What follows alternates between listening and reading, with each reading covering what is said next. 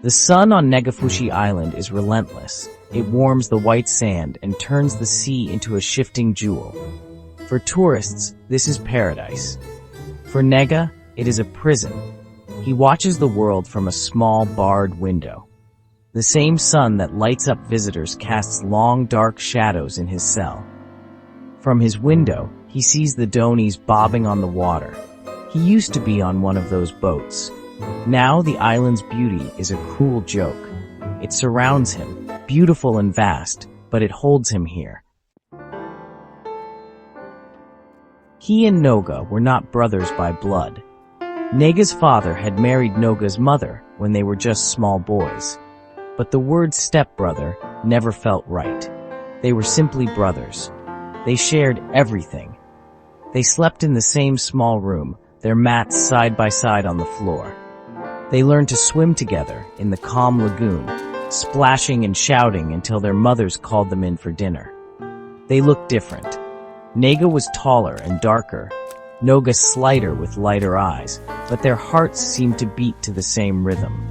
They were two halves of a single childhood.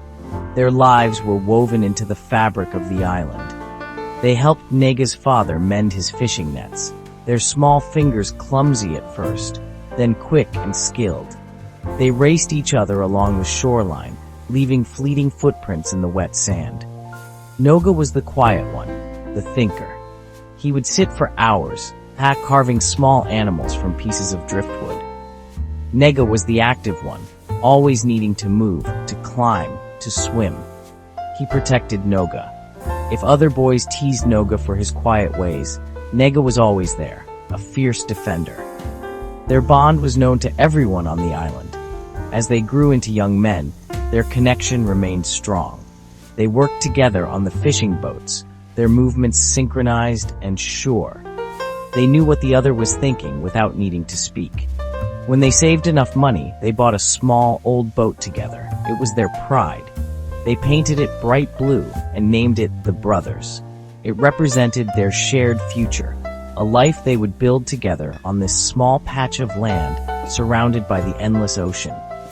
Their mothers would watch them go out to sea and smile, proud of the men their sons had become.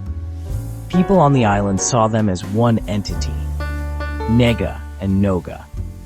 The names were always said together. They dreamed of marrying and building houses next to each other. They would raise their children as they had been raised, as brothers. Their futures were intertwined, like the strong ropes they used to anchor their boat. There was no Nega without Noga, and no Noga without Nega. That was the truth of their world. It was a truth that seemed as solid and permanent as the coral reef that protected their island home.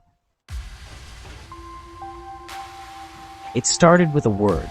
Layla, new to the island, caught the eyes of two brothers, Nega and Noga. She noticed Noga, the quiet one. Nega felt jealousy burn inside him.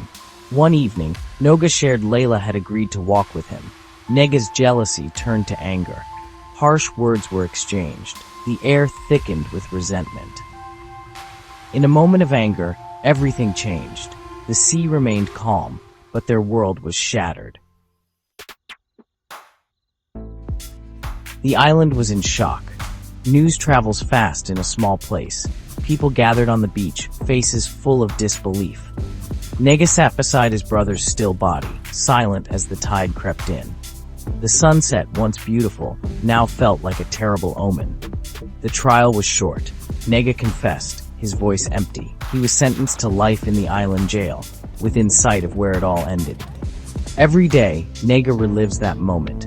Regret is his only companion. The blue boat sits on the sand, a monument to what was lost. Nega is a prisoner of memory, forever haunted by his brother's ghost.